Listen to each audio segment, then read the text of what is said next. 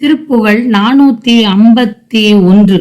இருவினையின் மதி மயங்கித் திரியாதே, எழு நரகில் உழலும் நெஞ்சு உற்று அலையாதே, பரமகுரு அருள் நினைந்திட்டு உணர்வாலே, பரவு தரிசனையை என்று ஏற்கு அருள்வாயே, தெரி தமிழை உதவு சங்கப் புலவோனே, சிவன் அருளும் முருக செம்பொன் கடலோனே, கருணை நெறி புரியும் அன்பர்க்கு எளியோனே, கனகசபை மருவு கந்த பெருமாளே, பரமகுரு அருள் நினைந்திட்டு உணர்வாலே, பரவு தரிசனையை என்று ஏற்கு அருள்வாயே.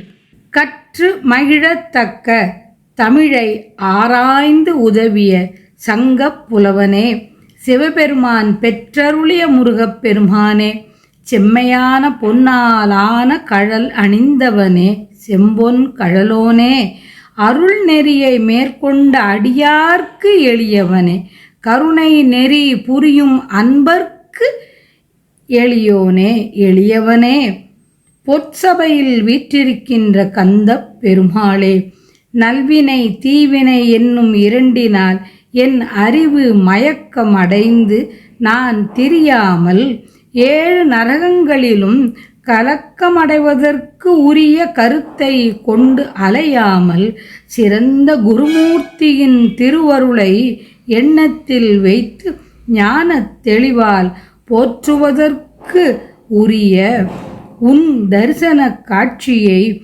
என்று எனக்கு அருள்வாயே. பரவு தரிசனையை என்று ஏற்கு அருள்வாயே. ஏற்கு என்பது எனக்கு என்று பொருள். முருகப்பெருமான் உக்ரகுமார பாண்டியராயிருந்து சங்கத்தில் புலவருடன் தமிழை ஆராய்ந்த நிகழ்வு நினைவுறுத்தப்படுகிறது இந்த திருப்புகழில்.